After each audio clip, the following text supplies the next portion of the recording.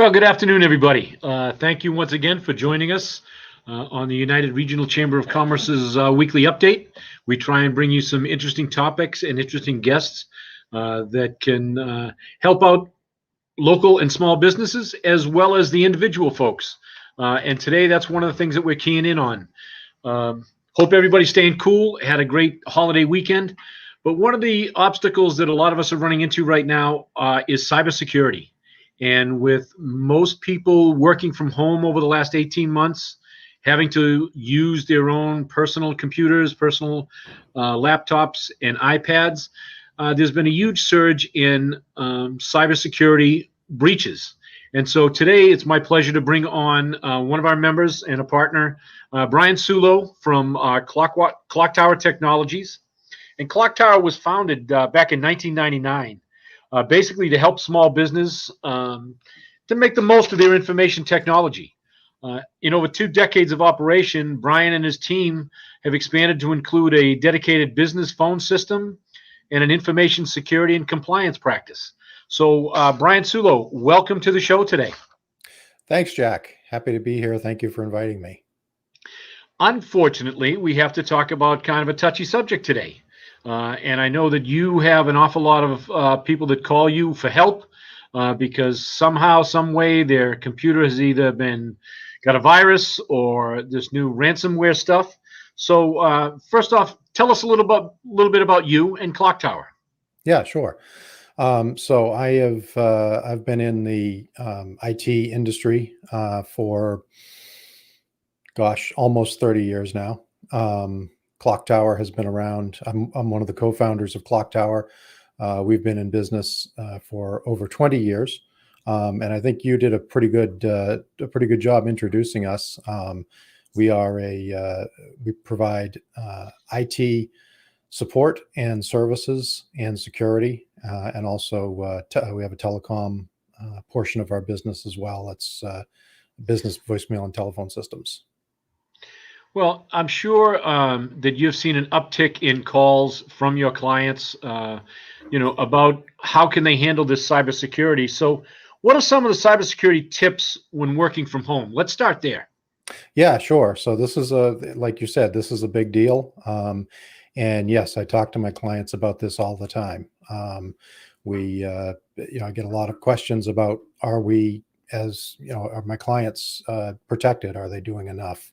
And this whole COVID thing and working from home has really thrown a monkey wrench into keeping businesses secure. We had a crazy week last week. There was a LinkedIn data breach, or it wasn't really a breach, but there was a lot of LinkedIn data available on the web.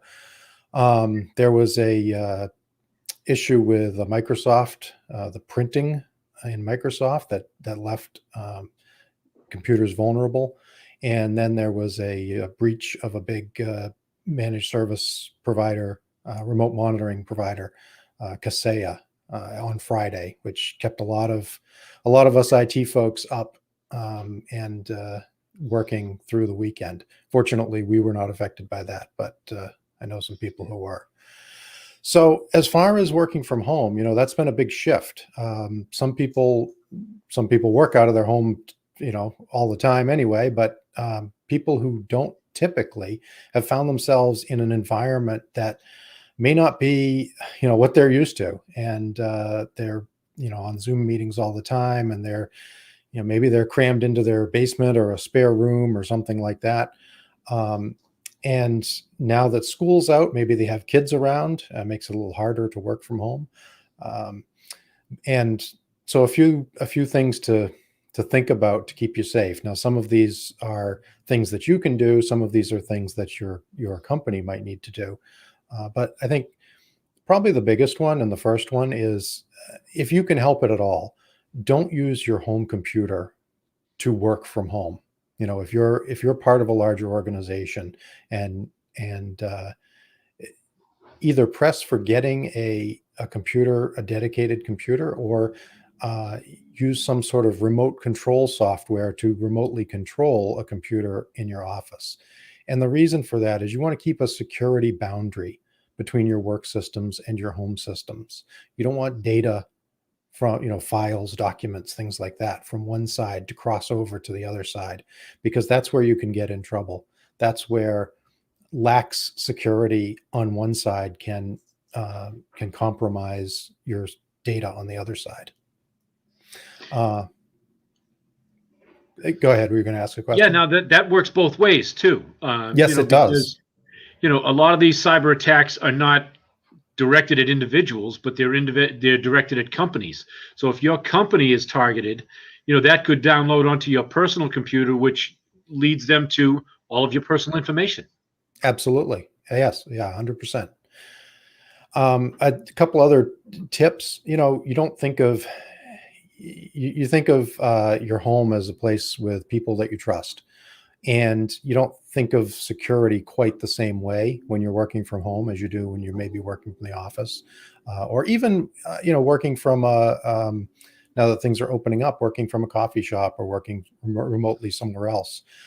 So a few other things you should do is to make sure your computer is automatically set to go to screensaver. You don't want to walk away from your computer and have it up and able to, whoever sits down at the keyboard is now you. You want to use, if you're on a Windows computer, you can use the Windows key plus L to lock the computer when you step away from it. That's a good habit to get into, something that I've done for many, many years. And, especially if you have kids around, you really don't want your kids to use your work computer. That's not good security practice. Kids have a way of just finding the very worst things on the internet. And so, get them their own computer if you have to, but leave your work computer for you. Couple other items. You don't want them sending those embarrassing photos, out there on the internet? Yeah, exactly. Couple other items. Make sure your hard drive is encrypted, especially if you have a laptop. Most modern computers can do this relatively easily, either with BitLocker in Windows, or the Mac has this built in as well. The reason you want to do that is because you have to sign into your computer, if your hard drive's not encrypted, that means that anybody who physically gets access to your computer, if it gets stolen out of your house or you leave it somewhere, if it's a laptop, they can just pull the hard drive out and read everything that's on it if it's not encrypted. So you want to make sure that is done. If you have the technical help to do this at home, you want to segment your home network. And what that means is things that you use for work, like if you have a work laptop or you have a dedicated workstation at home, as I do, you don't want that to be on the same network as your home computer, your Roku device, your Amazon Echo, all of these other things that we have on our home networks nowadays. You want them to be separated so that they can't talk to each other. And I know it's very tempting to be able to, control your lights or play music through your TV from your work computer while you're at home. But that's a big security risk. If one of those things gets compromised, you can easily compromise your work computer like that. And then I think finally, if you have devices like a NAS device, which many people who work from home will have it's a network attached storage. So basically a big hard drive that plugs into your network that you store things on. If you have one of those, don't connect it to the internet. They have the ability to be controlled from the internet. If you don't have to, and especially if you don't know what you're doing, make sure that that's not connected to the internet, because there was just a big issue with Western Digital, some older devices that had been hacked. They'd been compromised, and they'd had problems for years. Like somebody had been actually in there running malicious stuff out of them for years, and then suddenly they all got wiped out. And this was like thousands of devices all at once. Wow. So you want to make sure you're very clear about what you're connecting to the internet and allowing to have access from the internet.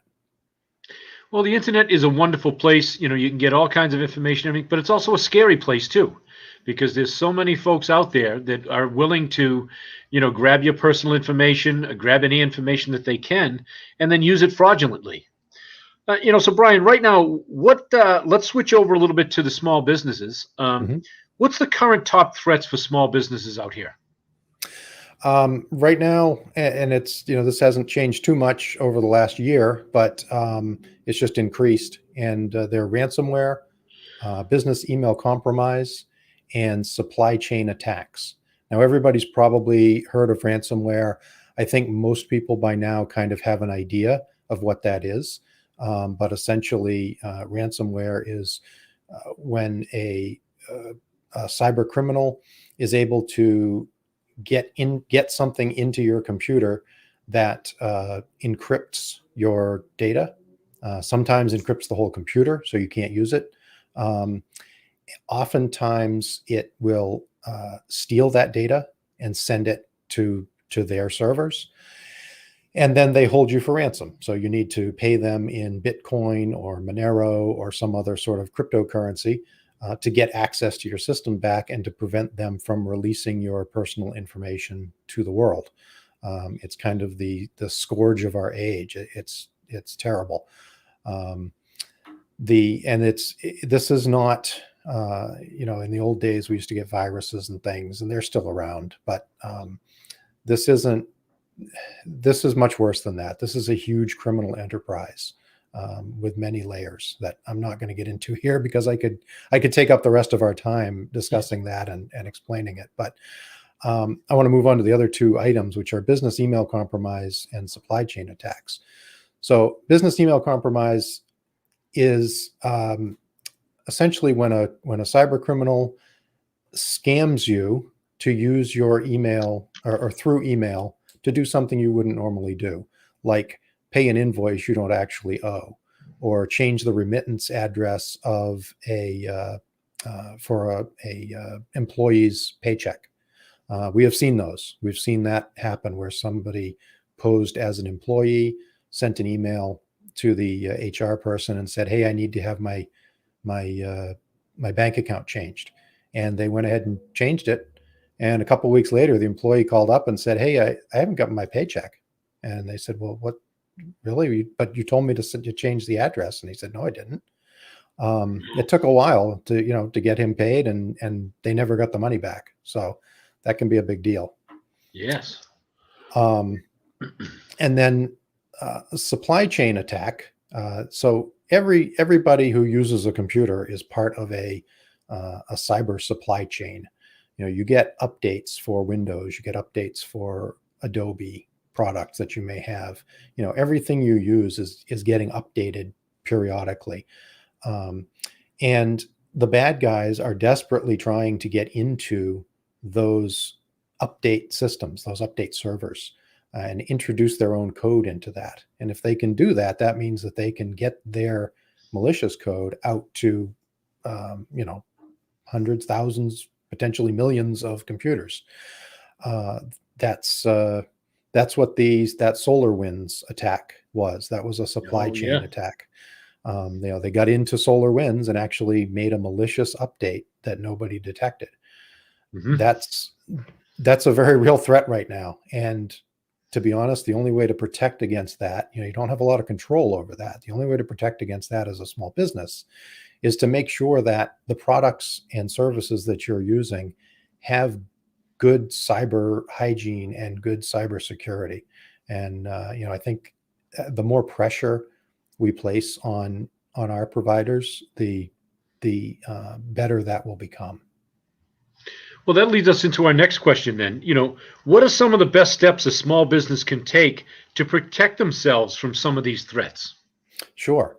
And it also, not just a small business, but individuals too. Yep, absolutely. Yeah, and some of these things apply across the board. Some of these apply to somewhat larger businesses, some to smaller businesses. So the very first thing is backups. Make sure you have good backups. You want, and by good backups, I mean, number one, you want to audit your backups to make sure you're actually backing everything up that you think you are. I can't count the number of times that somebody will think they're backing something up, and then they go to restore it and they find out they never were. You want to test restoring from the backup to make sure that it actually, you're actually getting things back. And you don't want to forget that you might actually need a particular piece of software to read certain kinds of data. So, maybe you have an old piece of software that you don't have the installation media for anymore. Or if you're a larger business, you've got, you have a server that is running an application. And, so you get the database back with a backup, or you get the files back with a backup, but you don't have the application that you need to read them to make it work. That's no good. Yeah. And then finally, for backups, you want to use the 3-2-1 rule. And that is, you want to have, at any given time, you want to have at least 3 copies of your data, historical copies, on 2 different media. And at least one of those backups should be offsite, or at least, not in the same physical location as the original data. Now, would you recommend do that in the cloud or to have a separate device? You can do it either way. So you can do, and both work. It really just depends on what you can keep going. I've seen a lot of instances, and this is something that we take very seriously at Clocktower, is backups. So we actually do not implement any backup solution that we can't monitor. And the reason for that is, way back when, we used to implement backup solutions and then tell the client, okay, here's what you need to do to keep this running. And we'd come back in and find out that they'd done it for a week and then just stopped because it's a pain in the neck. So you want to make sure that whatever you do is something that you can keep doing on a regular basis, whether you're backing up to the cloud or backing up to an external device. Now, is there settings in most computers that would do that automatically, at a set time, like every 24 hours or once a week or whatever it might be? You can do that. And if you're backing up to an external device, you're a small shop or a sole proprietor, you're backing up to an external device, you can set up Windows or you can set up a Mac to do that.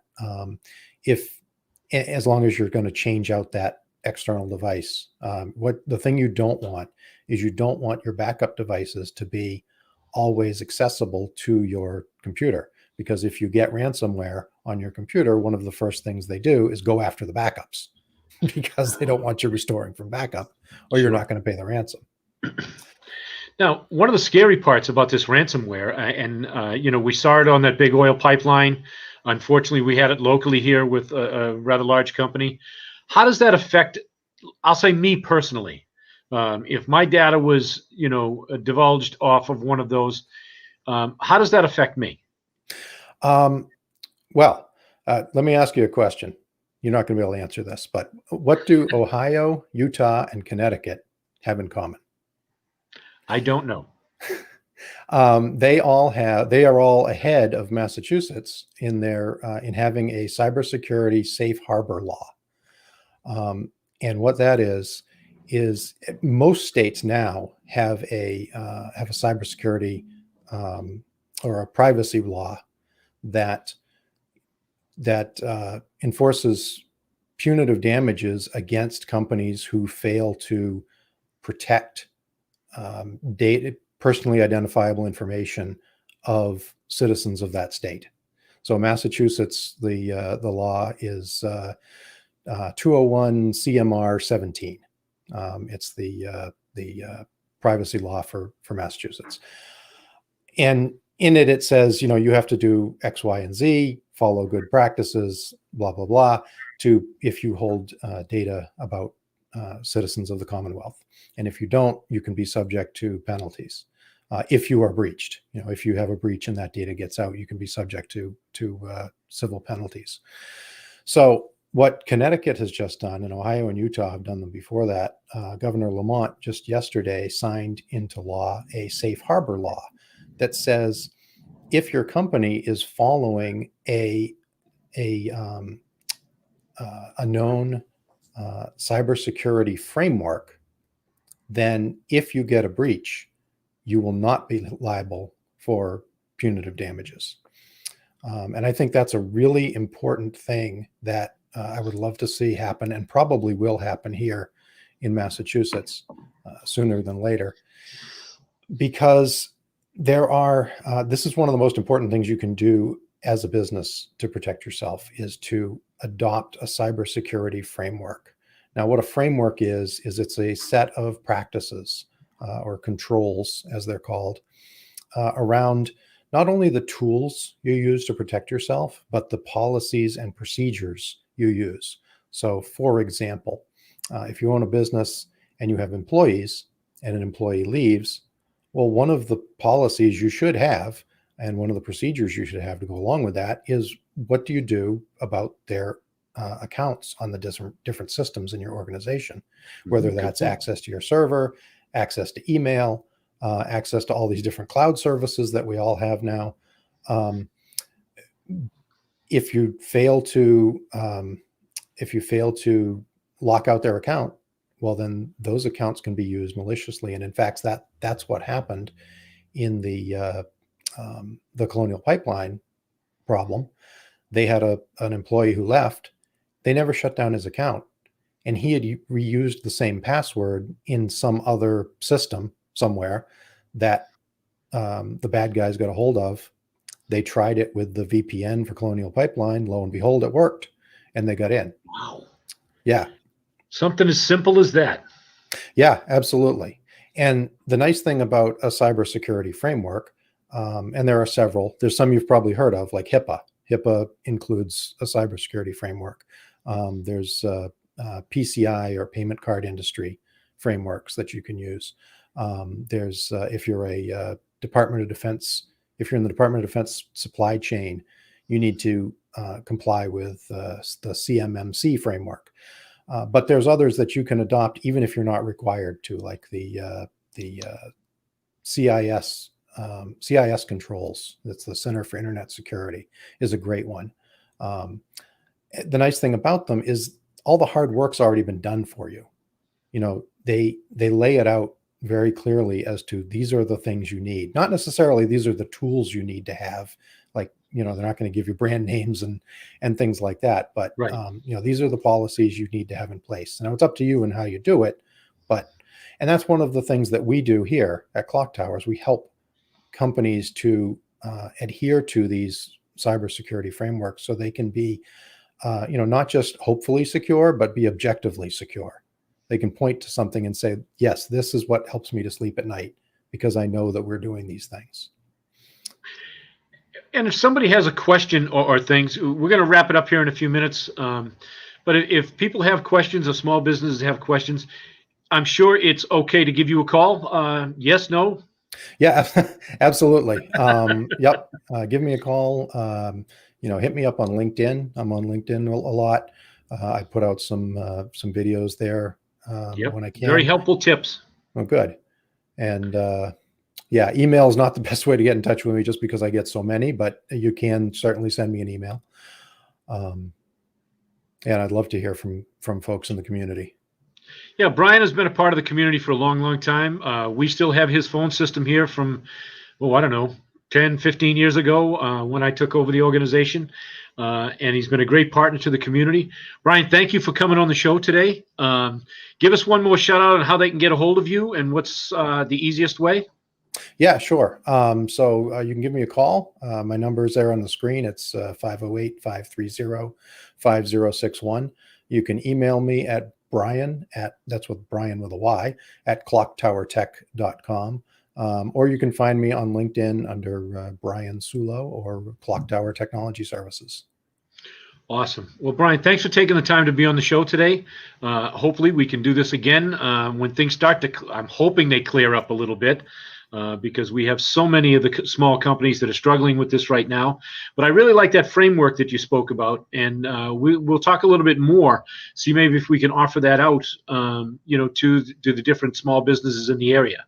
Sure. So, Bryan, thank you once again for joining us on the show today. Folks, thank you very much for taking the time to spend a few minutes with us. Hopefully some of the tips that Bryan gave today will help you.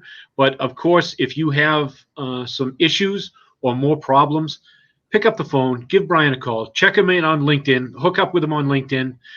He's a huge resource, and he can help an awful lot. Him and his whole team have done a phenomenal job for many, many years for a lot of us here in the community. So, folks, thank you. Hopefully, we'll see you again next week.